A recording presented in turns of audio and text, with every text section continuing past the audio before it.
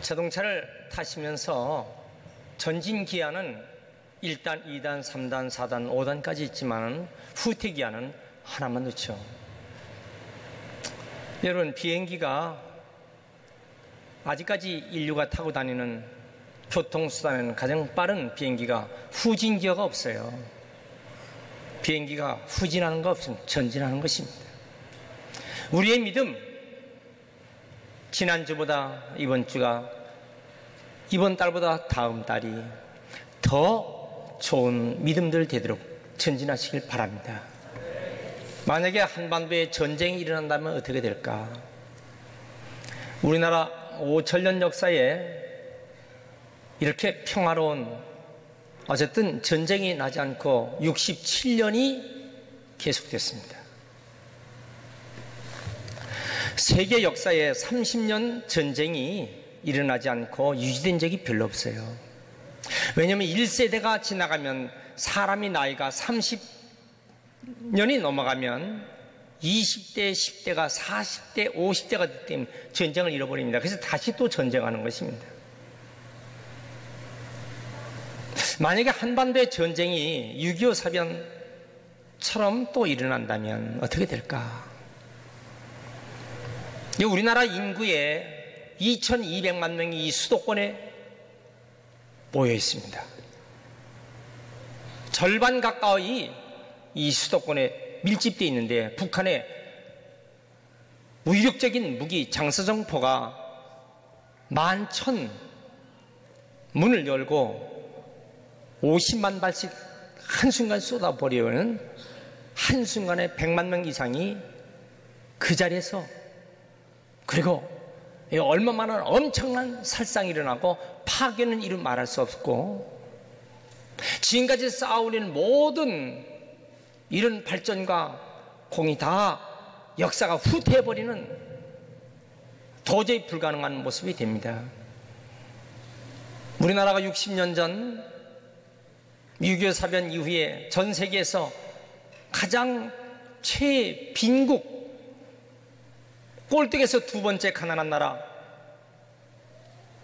도저히 회복할 수가 없는 나라. 자, 우리는 어떻게 할 것인가? 그러면 한반도에 전쟁이 일어나지 않도록 어떻게 할 것인가? 무기를, 최첨단 무기, 가장 강력한 무기를 우리가 가져야 할 것인가? 아니면 완전히 포기할 것인가? 아니, 애국을 의지할 것인가?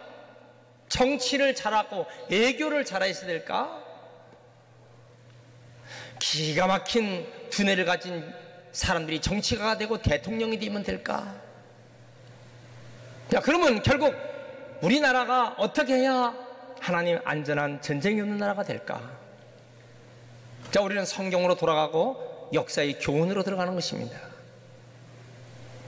유명한 영국의 옥스퍼드 대학의 역사학자인 아놀드 토인비 박사는 인간의 역사가 정치를 잘해서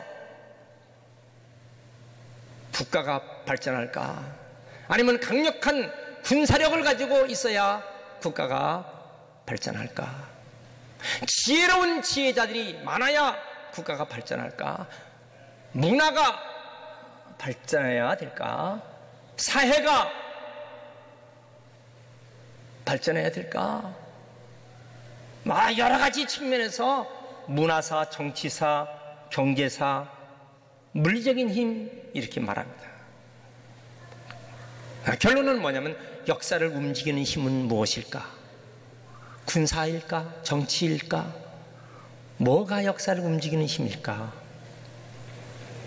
내 결론 내기를, 역사를 움직이는 힘은 절대자의 손에 의지한다는 것입니다. 자, 그 비유로 왜 로마가 망했을까? 무기가 없어서?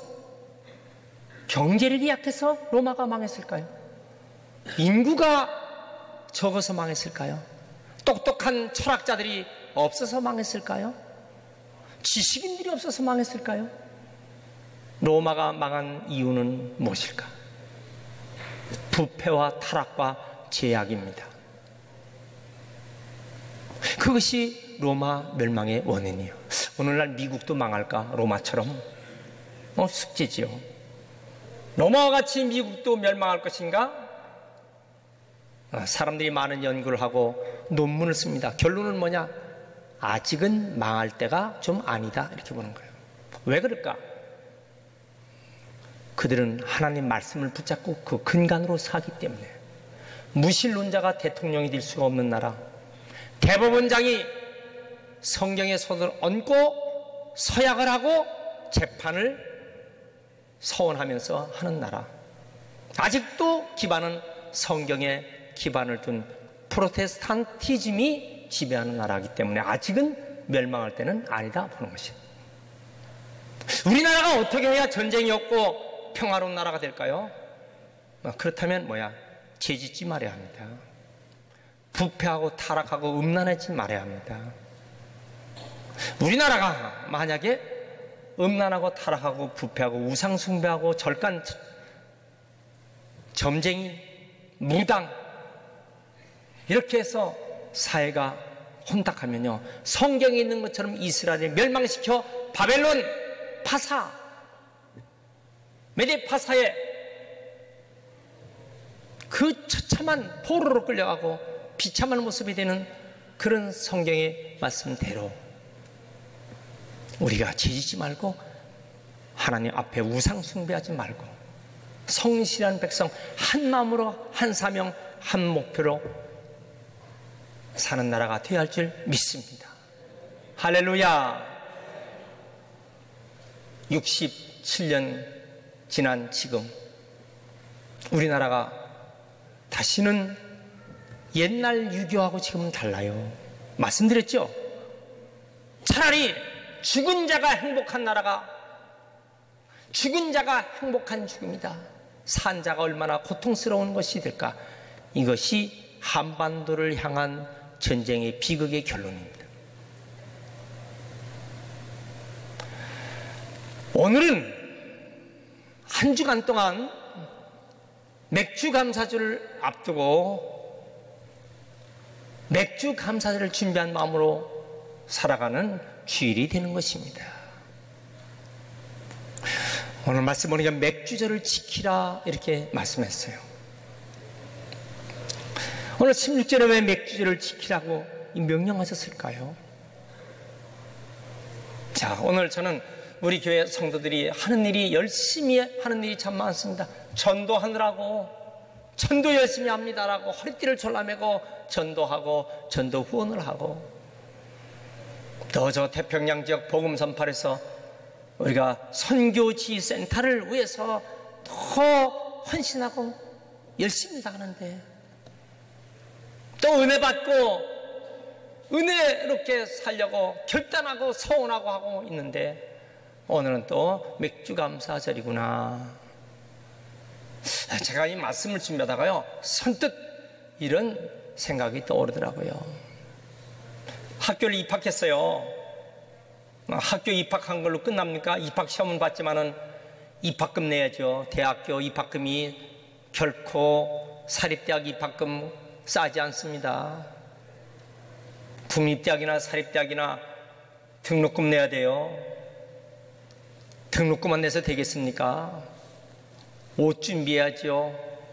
책 준비해야죠. 또 학교하고 거리가 멀면 자취할 방 준비해야죠. 하숙집이 없으면 원룸에도 준비하죠. 막 한꺼번에 막 밀어닥치는 거예요. 조금 더 기대해 보니까 결혼식이 생각나더라고요. 여러분, 결혼식 그게 간단한 게 아니거든요. 결혼식 그날이 중요한 게 아니라, 결혼하면 신랑 신부 남편과 아내가 살 집 준비해야죠. 살림 도구 준비해야죠. 양가 선물해줘야죠. 이 잔치 준비해야죠. 머리가 지끈지끈하죠. 그래서 안 합니까? 그럼 결혼식 안 합니까? 대학 입학 시험 보고 그럼 등록금 안 내고 학교 안 다닙니까? 이게 똑같아요. 지금 우리가 전도해야죠, 선교센터 해야죠, 뭐 은혜 받고 서원해야죠, 헌신해야죠, 막 지금 몰아닥치는 건데, 이럴 때 하나님 오늘 말씀을 어떻게 하면 좋겠습니까? 저 고민이 되더라고요. 근데 어쨌든 하나님께서 지혜를 줬어요. 자, 이 하나님 말씀대로만 살자. 그래서 오늘 말씀 보니까 맥주를 지키라 그래 됐어요. 구약 성경은요 신약 성경의 모체가 됩니다. 예수님께서 오실 것을 말씀하셨어요. 구약에. 신약 성경에 예수님 오셨습니다. 구약에서 말씀하신 모든 모습이 결국 신약에서 그것이 다 열매로 맺혀지는 것이에요. 구약 성경에서 추수감사절, 맥주감사절 지키라, 11조 드리라, 첫 예물 드리라. 그럼 우리는 그대로 신약에 와서도 그렇게 말씀한 대로 하는 것입니다. 예수님께서 말씀하셨어요. 마태복음 5장 17절, 내가 율법이나 선자를 폐하러 온 줄로 생각하지 말라. 폐하러 온 것이 아니요 완전하게 하려 함이라. 진실로 너에게 이르노니 천지가 없어지기에는 율법의 1.1획도 결코 없어지지 아니하고 다 이루리라. 그래서 말씀대로 맥주를 지켜야 하는 것입니다. 잠언 3장 9절에 내 재물과 그리고 소산물의 처음 익은 열매로 여호와를 경외하라. 그러면 내 창고가 가득히 차고 내 집들의 새 포도즙이 넘치리라고 말씀했어요. 하나님 말씀대로 우리가 순종해 나가시길 주의 이름으로 축원합니다. 그럼 어떻게 우리가 이 맥주를 지켜야 할까? 첫째는 뭐냐? 이 하나님의 명령의 말씀이니까. 군대 가면 상관의 명령에 나 못해요, 안 해요, 그렇습니까? 직장에 가면 직장 상사 말에, 상급자가 하는 말에 나 못해요, 그럽니까? 하물며 전능하신 하나님, 우리의 생명을 주관하시는 하나님, 그 말씀을 변개할 수 없어요. 불순종할 수가 없어요. 하나님 말씀대로 그대로 살면 언뜻 보면 우리가 좀 어려운 것 같이 보이지만 반드시 축복된 일이 일어날 줄 믿습니다. 할렐루야. 신명기 28장 15절, 내가 만일 내 하나님 여호와의 말씀을 순종하지 아니하면, 내가 오늘 내게 명령하는 그의 모든 명령과 규례를 지켜 행하지 아니하면 안 된다, 그 말씀이에요. 그러면 두 번째, 왜 맥주절을 지키라고 하셨을까요? 왜? 자, 우리는 과거를 생각해 봐야 돼요. 여기까지 오기 전까지 우리의 과거의 모습, 그 옛날의 모습이 어땠는가, 이걸 생각해 봐야 합니다. 지난날 어려울 때를 기억해야 해요. 우리가 지난날 얼마나 어려웠었는가, 그걸 기억을 해야 돼요. 개구리가 올챙이적 그 생각을 잘 안 해요. 우리가 올챙이적 그걸 생각을 해야 된다고요. 여러분 정말 생각하고 있습니까?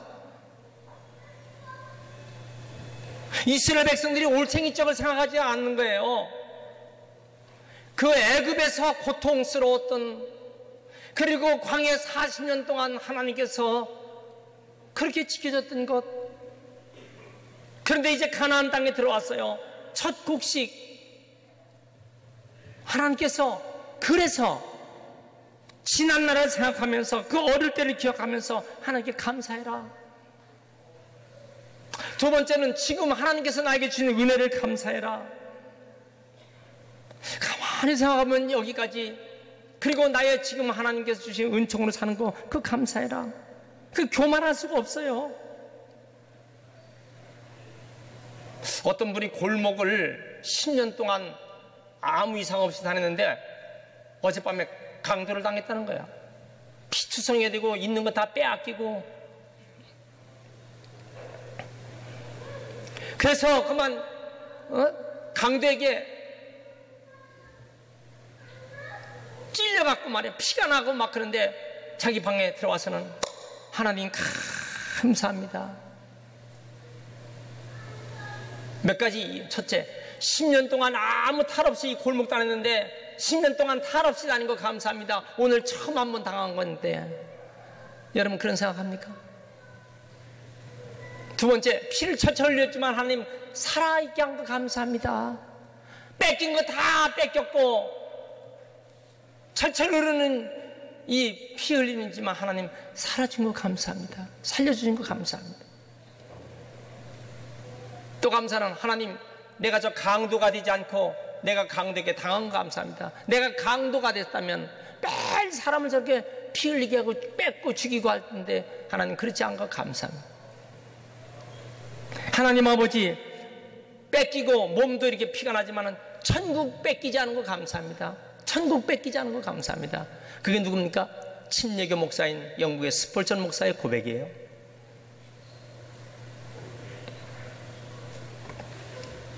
어떤 분이 차 안에서 부부가 잠을 잤어요. 그런데 차 안에 일산화탄소가 나와서 그 속에서 혼수 상태가 돼서 이 동네 사람이 신고했어요. 구급대가 와갖고 유리창을 깨고 이 사람들을 끄집어내서 인공호흡을 시키고 응급 조치를 취했어요. 살아났습니다. 근데 이 두 사람이 경찰서에 와서 내미는 청구서가 있었어요. 유리창 수리비 청구서. 이게 여러분 무슨 말인지 지금 잘 모르시는가 봐. 오늘 여러분 우리가 하나님의 은혜를 받고 살았어요. 지금까지 살아온 거 하나님 은혜로 살았거든요. 그런데 오늘날 사람들이요 불만 목록서를 하나님께 내는 거야. 나는 이런 것이 불만입니다. 나 이런 게 불만이요. 내 이런 게 불평이요. 오늘 교회 와서도요 나 이 교회 마음에 안 들어. 내 마음에 안 맞아. 이 교회는 내 수준에 안 맞아. 내 수준하고 교회가 안 맞는단 말이죠. 이 교회는 내 기대에 맞지 않아. 여러분 교회가 여러분들 기대를 맞추려고 교회가 세워집니까?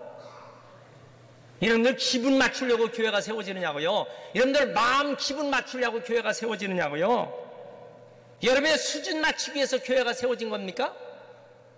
내 수준이 안 맞아. 그럼 여러분 수준은 얼마큼 되길래?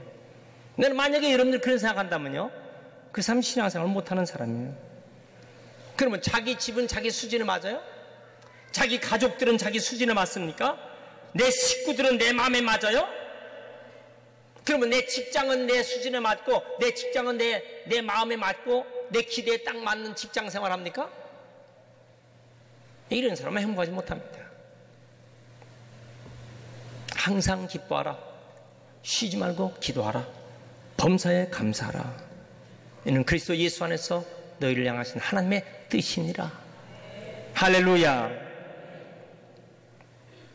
이사야 1장 19절 너희가 즐거 순종하면 땅의 아름다운 소산을 먹을 것이요 너희가 거절하면 배반하면 칼에 삼켜지리라. 여호와의 입의 말씀이니라. 신명기 30장 2절 너와 네 자손이 네 하나님께 돌아와 내가 오늘 내게 명령할 것을 온전히 따라 마음을 다하고 뜻을 다하고 여호와의 말씀을 청종하면 네 하나님 여호와께서 마음을 돌이키시고 너를 긍휼히 여기사 너를 포로에서 돌아오게 하시며 내 하나님 여호와께서 흩으신 모든 백성 중에서 너를 모으시리라. 할렐루야. 여러분들 감사하며 사시길 축원합니다. 이 감옥과 수도원의 차이점이 뭐예요? 교도소와 수도원의 차이점. 교도소에 들어있는 사람은요 늘 불평합니다. 내가 여기 들어올 사람이 아닌데 말이에요. 내가 교도소에 갇힌 사람 내가 여기 들어올 사람이 아닌데 다 자기 잘한 거예요. 불평하고 자기 요구가 많아요. 이것도 잘못되고 저것도 잘못되고. 교도소에 갇힌 사람은 늘 그럽니다.